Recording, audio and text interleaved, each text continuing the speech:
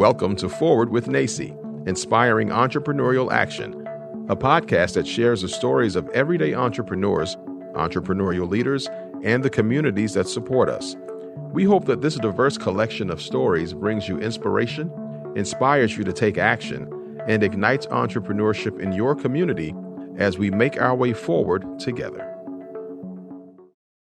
Well, welcome to this episode of Forward with NACCE. We're really excited to have one of our partners who's also the producer of this podcast and is a very successful entrepreneur in the Triangle area of North Carolina, Jason Gillikin. And did I pronounce your name correctly? No. No. Okay, good. So I'll stop right there. How do I pronounce it's your like, name? Gilligan's Island. It's like that, but Gillikin. Gillikin. Okay. Yeah. Okay. Should I just start over then? Sure. Okay.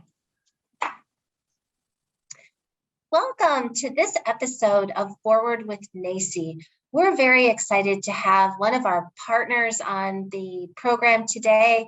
He is a podcaster and an entrepreneur, and he's also our production partner in this program. So it's my pleasure to invite and welcome Jason Gillikin to the show. And thank you for being here, Jason. I've gotten to know you over the last couple of months here in the beautiful Research Triangle of North Carolina. So I'd like to welcome you, and maybe let's start with sharing with everybody who you are and a little bit about your background. Yeah, I appreciate that, Dr. Corbin. And I'm very excited to work on Forward with NACCE. And thank you so much for the invitation to be on this podcast here. What you're doing in the community is so important for the community college community, for the Triangle community, for entrepreneurship. All those things are values that we have as well. And we want to make sure that we're projecting that out with this podcast. So very much appreciate you allowing me to be on today. As far as my background goes, I've got a pretty windy path to get to podcast production. So I didn't start that until 2017. Before that, I was at University of North Carolina, graduated, and just kind of meandered around for a little while, trying to figure out what my path is. I was in medical malpractice insurance. I did Edward Jones, which I thought financial planners were more actual planners rather than salespeople. And that was a tougher job than I realized it would be. But the reason I didn't do so well with that one was because I started getting into professional poker. So I played professional poker for a year and a half and made a living out of that in the poker boom of 05, 06. And then eventually I did find a job that I stayed at for 12 years. And that was in the SEO, so search engine optimization, digital marketing. We helped e-commerce companies build their Google presence and get more traffic to their website. But about 10 years in, I was trying to figure out what my professional legacy was. And it was a good company. It was a very comfortable company. And that is great for some reasons, but in others, I was just thinking, I was just getting itchy. I was just kind of getting like antsy with where I was going. The challenge for me was I had 3 small children at the time, still do, and I had a comfortable a job, but I was just like, okay, well, I want to do something different. I want to help other people out, but I also want to do something for myself and become an entrepreneur.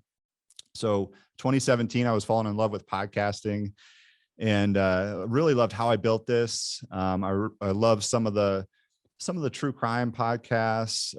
The Serial was a big one. Startup was a big one.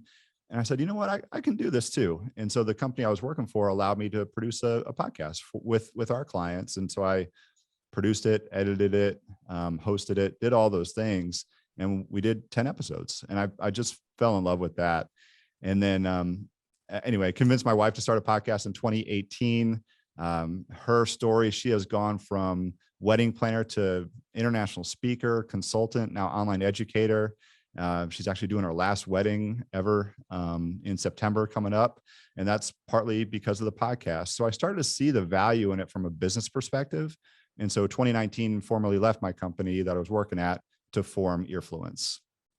Wow, there's so much in there. And it strikes me as a parent Yeah. too. I can only imagine what your parents thought when, you graduated and you decided to become a professional poker player. I'm putting my mother hat on, and I just, it makes me just think about what an enriching experience, careers can be. And you and your wife, did this together. Our last podcast episode, it was also a husband and wife that had endeavored to really follow their dreams and applied entrepreneurial process. So I want to talk to you a little bit more about podcasting, because a lot of the people that I come in contact with are curious about it. They might listen to it, and I see people saying, I'm going to start a podcast, and then they start it, and for whatever reason, it doesn't continue. So what I'd like for you to maybe share, because you were talking about your experience working for a company when you started your first podcast, not knowing probably as much as you know today, what are 3 lessons that you learned that maybe could help some of our listeners who are thinking about starting their own, or maybe amplifying what they're doing in the podcasting world? That's a really great question. And there's so much that I've learned since 2017 about starting a podcast. The number one tip that I have for starting a podcast is just press record. What I mean by that is there is going to be so much cloudiness and so much uncertainty on how to get this started, but you won't know what you have until you press that record button. Like, you don't know what you'll have until you start making mistakes. So there's not a huge barrier to entry here. If you have a phone, if you have a computer, you can have a podcast. You don't need to have the fancy mics. You don't need to have the fancy mixers. You don't need to have fancy anything. If you just have an idea for a podcast, just press record and see what you have. And you can always throw those out if it doesn't work. One of my mentors in the podcasting industry, his name is Javier Leyva. He's got a podcast called Pretend, and he started it 5-6 years ago. The first 5 episodes that he had, he threw out because it was something that he did not want it to be. And as he was doing those 5 episodes, he figured out where he wanted to take the podcast. Now, since then, he's got something like 10 million downloads to his podcast. It's always in the charts, in the Apple Podcast charts. It's like a true crime light type of show. But if he didn't just press record, he would have never realized what he had. That's amazing. And before we go to your second tip, I just want to say that press record and begin is very similar to a conversation that I had with a husband and wife philanthropy team today.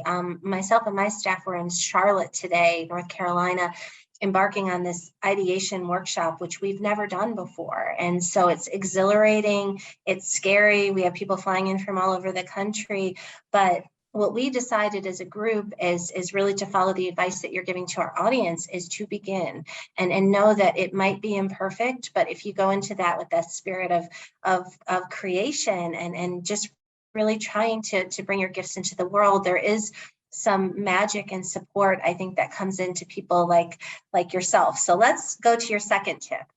Yeah, that's great, Dr. Corbin. And I would love the connection to them, because we're starting up a charitable podcast now. And Yes. I would be happy to. Yeah. So we want to, like, we have voices and we have an audience. And so how do we use that for good? Not just to make money. And of course, all those things are great, but how do we help amplify what's going on with the charities in this area? So yeah, I would love a connection there. The second tip that I have is set realistic expectations, set realistic goals for your podcast.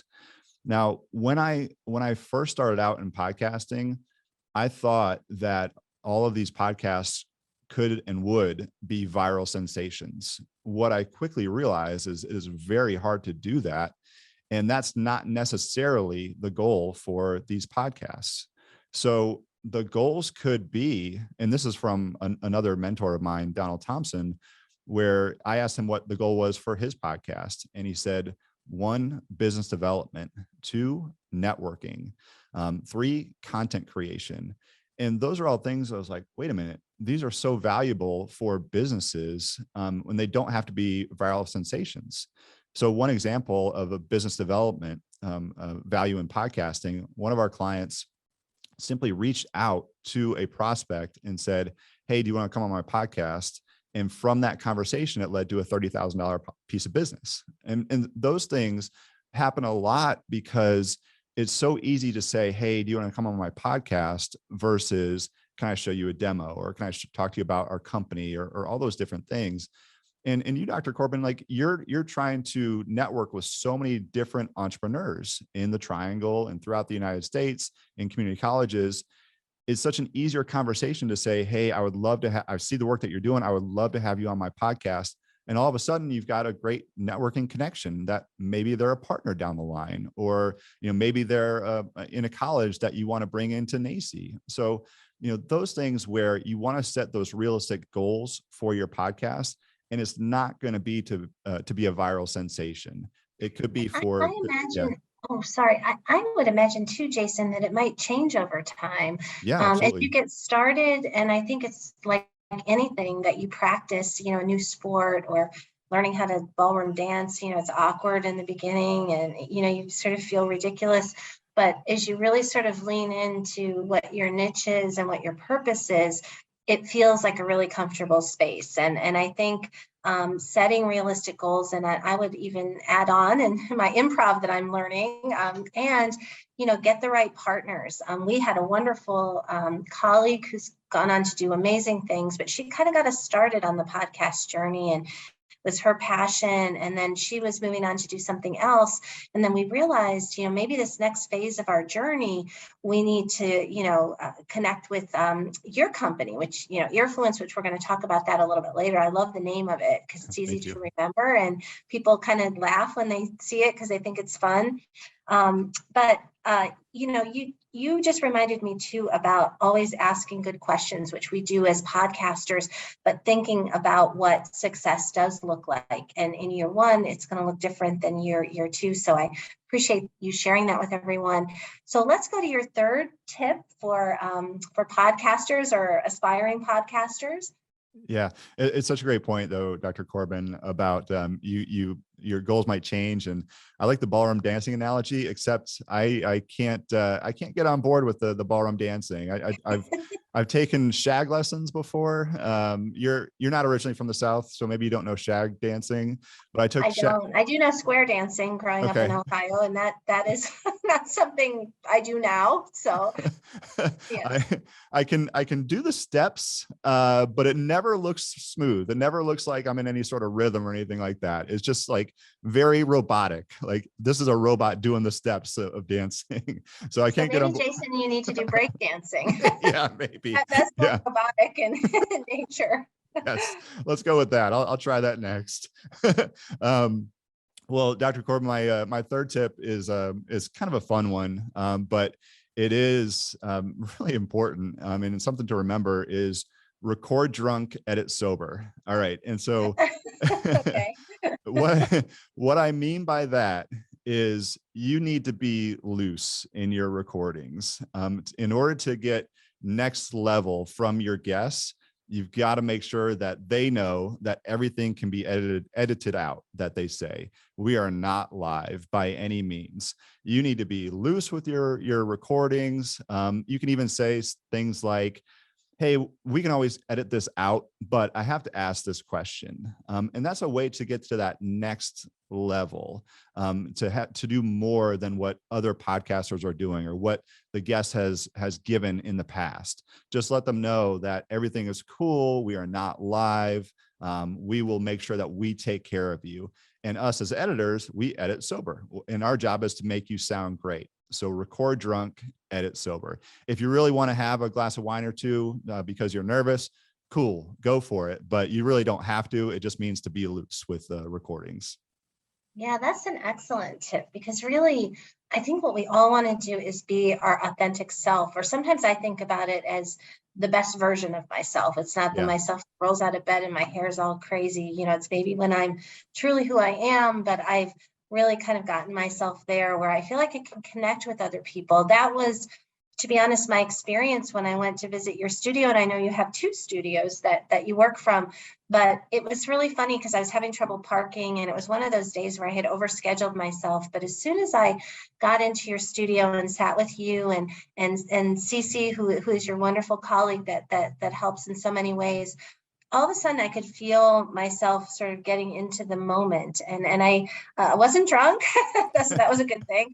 But I hear what you're saying, and I think that there's practices people can do. We had a recent guest that was talking about meditation, and they have all these children, and there's not a space. So sometimes this mom will go into the closet and she'll take a deep breath and she'll meditate for two minutes, and she comes out and does what she does. So that was really fun, and thank you for sharing that. I would love to talk about your name, Earfluence. How did that come about? And I know one of the things that you all excel at is, among other things, is branding. So maybe speak to us about people that might not be familiar with how important it might be to select a name and what that can mean in terms of your business and where you're headed. Wow, that's a great question. And I think back to 2019 when we started the company, like we didn't know what the name would be right away. And so you do the word cloud type thing where it's like, okay, amplify, expertise, influence, audio, sound. Like, what are those things that we can put into a name? And so I probably had listed out like 50 different words and started combining them one by one. And I got to earfluential, and I was like, and so Donald Thompson, who I was talking to at the time, was like, wait a minute, that's it right there, earfluential. Wait, no, earfluence. It's earfluence. Like, boom, there it is. So it's for your ears, it's audio. We do podcasting and all things derived from podcasting, and it's influence. So earfluence is the name of it. But yeah, as far as branding and podcasting can be so beneficial to building your brand, both your personal brand and the business's brand, because you are getting out there all the time.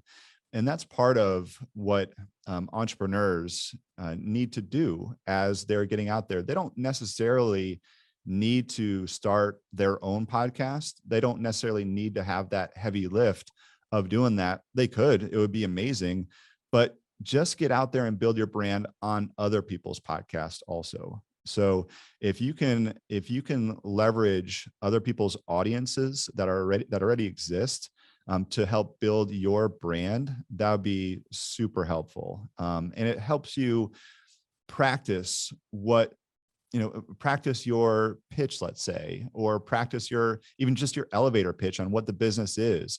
Practice your speaking topics. If you're looking to grow into, keynote speeches, you can work on those topics in podcasts as an easy way to do that. So building your brand is super important, and one way that podcasting can be helpful. Yeah, I think that's a great way to think about it. And it really does transcend businesses to people. And my favorite definition of brand is what people say about you when you're not in the room. Because if you think about that, that's your people's really honest experience of you as a person, and also of your business. And I know with the organization that I'm lucky enough to run, NACCE, we've grown by 10x over the last 5 years. So we're in a period of rapid growth, which means rapid change. People are coming, people are going. We're evaluating partnerships, and I'm a very data-driven person. But like, what's very important to me is the value alignment, and also even like the guests that we invite onto our show, that they're people that aren't just selling stuff.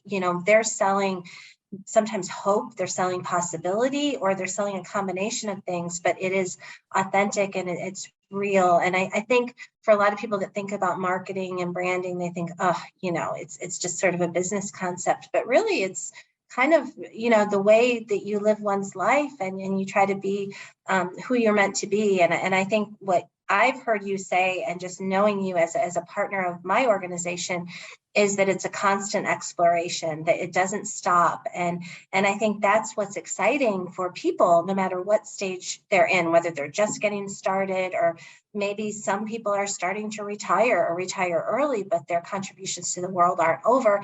And maybe podcasting, whether listening or, speaking at one or even starting one, could be a part of it. So I know we're running short of time, so I have two questions I want to ask you. First of all, how can people find you? What's your website? And then I'd love for you to close us out with something that inspires you, because I know all business people that are pushing ahead, trying to make a change, this sort of, venture into social responsibility, which I love that you all are doing. At times we try things that don't always work. So I'd love for you to share with our audience the things that inspire you and your family to just keep going, keep moving forward. Awesome. And thank you so much again for having me on this podcast, Dr. Corbin. I'll start with the second part. What inspires me? You mentioned we have two podcast studios. One is at American Underground in Durham. One is at Raleigh Founded in Raleigh. And those are both co-working spaces. And what inspires me is the entrepreneurial community and the energy that they are all bringing. So I love going into our studios because they are in the co-working spaces. And I love not working in the studio, but just being in the pit area and the bullpen area, whatever you want to call it in the co-working space, because you're always going to have a conversation with somebody that is about to do something that's amazing. And you're always talking to somebody who's on the cusp of potential greatness. And you hear people duck into phone booths and do pitches for $1 million ideas. And it's just awesome to see. So that's what inspires me every day, is being around this entrepreneurial community in the triangle here. I love that. As far as where to find Earfluence, you can go to earfluence.com, and you can find us on social media where we're at Earfluence Media. But one other thing to do is come to our meetups. So we run the Triangle Content Creators Meetups. We meet the first Wednesday of every month, and we rotate between downtown Raleigh and downtown Durham. So if you want to find us on Meetup at Triangle Content Creators Meetup, we would love to have you on board and come share a drink with us, share some pizza with us, and learn more about content creation and podcasting. That's awesome. I have that on my list. I feel the same way that you do. When I'm around people that are really trying to, find their path and taking great risks, there's nothing more exhilarating. So I'm looking forward to a long and fruitful relationship with Earfluence. I'm so happy that we became connected. I hope people got a lot of value out of this episode. And, everybody who's listening, go out and take those risks and live your best life. So thank you. What a great way to end. Thank you so much, Dr. Corbin.